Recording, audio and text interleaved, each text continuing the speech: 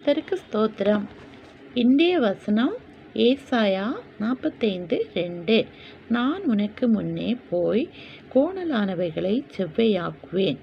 நாம் இந்த வேத வாக்கியங்களை படித்து நாம் கர்த்தரை நோக்கி கூப்பிடும்போது கர்த்தர் நிச்சயமாகவே நமக்கு சமாதானத்தை தருவார், ஆசீர்வாதத்தை தருவார், ஜெயத்தை தருவார், விடுதலையை தருவார். நாம் போகும் இடங்களிலெல்லாம் நம்மை பாதுகாத்து வழிநடத்துவார். நாம் முன்னாடியே நம்முடைய வழிகளை கோணலானவைகளை எல்லாம் செவ்வைப்படுத்துவேன் என்று சொல்லுகிறார். அதே போல் நாம் போகும் முன்னாடி நம்முடைய காரியங்களை எல்லாம் அவை செவ்வைப்படுத்துவார். நம்மை வாதைகளிலிருந்து காத்துக்கொள்வார், சிங்கங்களின் கெபியிலிருந்து காத்துக்கொள்வார், நமக்கு சமாதானத்தை தருவார். நம்முடைய குடும்பங்களே சமாதானம் இல்லாமல் இருக்கிறதா, நாம் கர்த்தரை நோக்கி கூப்பிட வேண்டும். இந்த வேத வசனத்தை படித்து